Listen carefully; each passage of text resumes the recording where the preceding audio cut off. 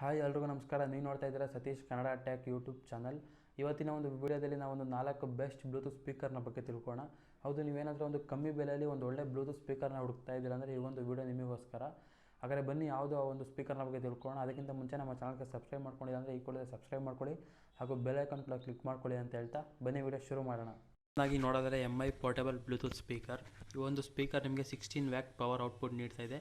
ಇದರಲ್ಲಿ inbuilt microphones ಇರುವಂಥದ್ದು ಮತ್ತು ವಾಯ್ಸ್ ಅಸಿಸ್ಟೆಂಟ್ ಕೂಡ ಇದೆ. ವಾಯ್ಸ್ ಅಸಿಸ್ಟೆಂಟ್ ಮುಖಾಂತರ ಈ ಒಂದು ಸ್ಪೀಕರ್ನ ಕಂಟ್ರೋಲ್ ಮಾಡ್ಬೋದು, ಆನ್ ಆ್ಯಂಡ್ ಆಫ್ ಮಾಡ್ಬೋದು. ಇದರಲ್ಲಿ ಬ್ಲೂಟೂತ್ 5.0 ಇದೆ. ಇದರ ಪ್ರೈಸ್ ನೋಡೋದಾದ್ರೆ ನಿಮಗೆ 2200 ಆಗುತ್ತೆ. ಇದು ನಿಮಗೆ 9 ಅವರ್ಸ್ ಬ್ಯಾಟ್ರಿ ಬ್ಯಾಕಪ್ ಸಹ ನೀಡ್ತಾ ಇದೆ.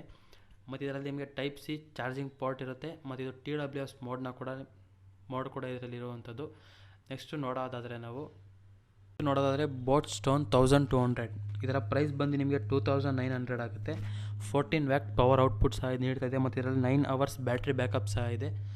ಬ್ಲೂಟೂತ್ 5.0 ಇದೆ. IPX7 ರೇಟೆಡ್ ಹೊಂದಿದೆ ಮತ್ತು 76mm ಡ್ಯುಯಲ್ ಡ್ರೈವ್ ಸಹ ಇದರಲ್ಲಿ ಇರುವಂಥದ್ದು. ಅದಾದಮೇಲೆ ನಿಮಗೆ RGB LED ಲೈಟ್ ಕೂಡ ಒಂದು ಸ್ಪೀಕರಲ್ಲಿ ಸಿಗುತ್ತೆ. ಮತ್ತು ಈ ಒಂದು ಪ್ರೈಸ್ ರೇಂಜಲ್ಲಿ ಒಂದು ಒಳ್ಳೆ ಸೌಂಡ್ ಕ್ವಾಲಿಟಿ ಮತ್ತು ಒಂದು ಬೆಸ್ಟ್ ಪರ್ಫಾರ್ಮೆನ್ಸ್ನ ನೀಡುತ್ತೆ ಒಂದು ಸ್ಪೀಕರ್. ಝೆಬ್ ಮ್ಯೂಸಿಕ್ ಬಾಂಬೆಕ್ಸ್ ಜೆಬ್ರಾನಿಕ್ಸ್ ಕಂಪ್ನಿ ಆಗಿರುವಂಥದ್ದು. ಇದು ಪ್ರೈಸ್ ಬಂದು ನಿಮಗೆ 2300 ಆಗುತ್ತೆ.